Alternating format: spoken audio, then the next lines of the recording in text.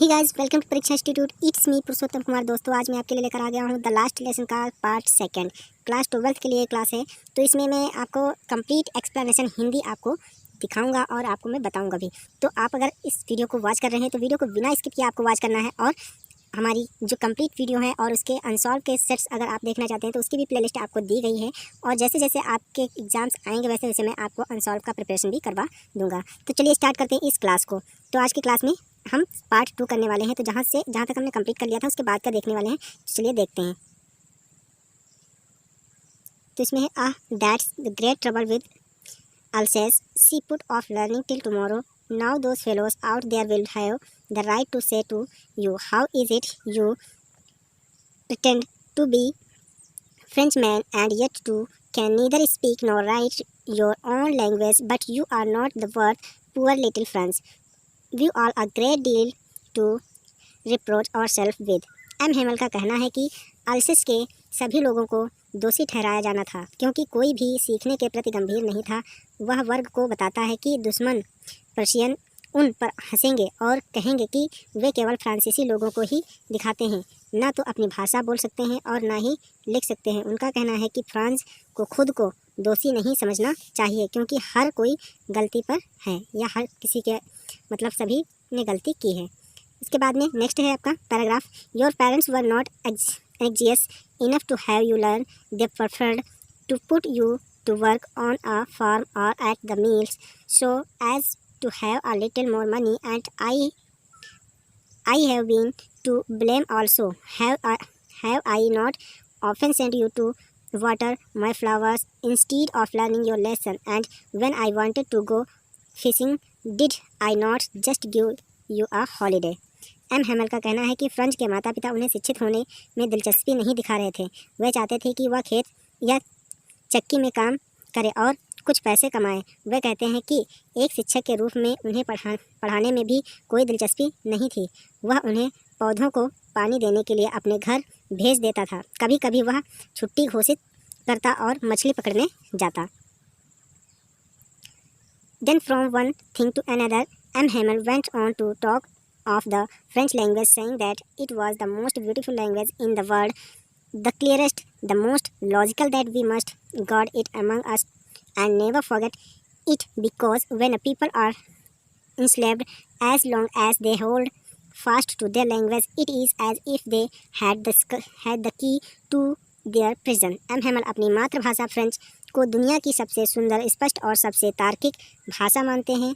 वह वर्ग को अपनी भाषा की रक्षा करने के लिए कहता है, क्योंकि यह खुद को गुलामी की जेल से मुक्त करने का एकमात्र तरीका है। यदि कोई व्यक्ति अपनी मातृभाषा को अच्छी तरह से जानता है तो कोई भी उसे गुलाम नहीं बना सकता। मातृभाषा को अच्छी तरह से जानना एक भाषा के रूप में वर्चस्व से लड़ने का एक उपकरण है। Then he opened a grammar and read us our lesson. I was amazed to see how well I understood it all. All he said seemed too easy to see. I think too that I had never listened so carefully, and that he had never explained everything with so much patience. It seemed almost as if the poor man and wanted to give us all he knew before going away, and to put it all into our head at one stroke. शिक्षक ने व्याकरण में एक सबक लिया। उस दिन France आश्चर्यचकित था कि उसने सबक आसानी से समझ लिया।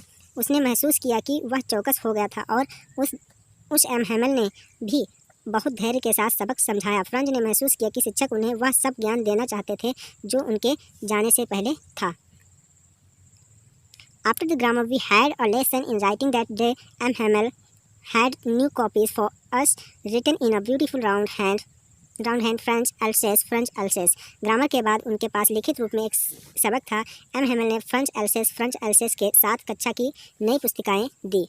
दे looked like little flags floating everywhere in the school room, hang from the rod at the top of our desk.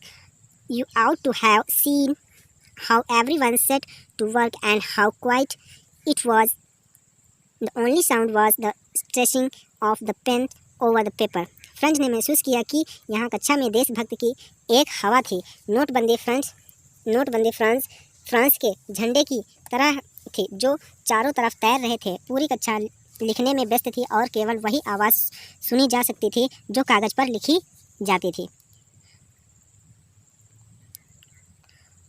Once someone beetles flew in, but nobody paid any attention to them, not even the littlest ones who worked right on tracing their fish hooks as if that was French too. एक बार कुछ मच्छर कक्षा में प्रवेश कर गए, लेकिन कोई भी घबराया नहीं क्योंकि हर कोई लिखने में व्यस्त था। लेखक कक्षा की छत पर बैठे कबूतरों को भी छात्र मानता है और कहता है कि कबूतर भी छत को अपने पंजों से खुरचने में व्यस्त थे और ऐसा लगता था कि वह फ्रेंच भाषा का कार्य लिखने में व्यस्त थे। On the roof, the pigeon cooked very low, and I thought to myself, will they make them sing in German? Even the pigeons. कबूतरों की आवाज़ प्लस क्लास में सुनी जा सकती थी और फ्रांस ने सोचा था कि प्रशियावासी कबूतरों को जर्मन भाषा में बोलने के लिए मजबूर करेंगे। लेखक यह कहना चाहता है कि भाषा स्वाभाविक रूप से अस्तित्व में आती है और इसके लिए किसी पर दबाव नहीं डाला जा सकता है, चाहे वह कबूतर हो या फ्रांसीसी पुरुष। Whenever I looked up from my writing, I saw M. Hamel sitting motionless in his chair and gazing first at one thing, then at another, as if he wanted to fix in his mind just how everything looked in that little schoolroom. लेखक के बीच में France ने M Hemal को देखा, जो अभी भी बैठे थे और कक्षा में उत्तराधिकार में अलग अलग चीज़ों को देखा, जैसे कि वह छोड़ने से पहले सब कुछ की उपस्थिति को याद करना चाहते थे। Fancy for 40 years he had been there in the same place with his garden outside the window and his class in front of him, just like that. Only the desk and bench had been worn smooth. The walnut tree in the garden were taller, and the hopvine that he had planted himself twined about the window to the roof. M Hamel पिछले 40 वर्षों से उसी स्थान पर पढ़ा रहे थे। केवल यह परिवर्तन था कि कक्षा में डेस्क वर्षों से उपयोग के कारण खराब हो गए थे। बाहर बगीचे में अखरोट के पेड़ लंबे हो गए थे। स्कूल की इमारत की बाहरी दीवार पर लगी छत पर चढ़ गए थे।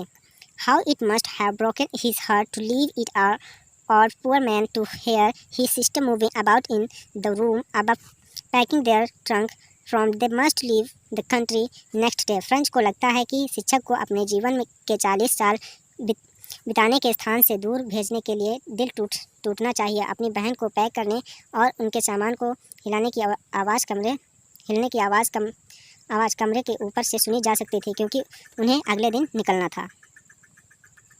But he had the courage to hear every lesson to very last.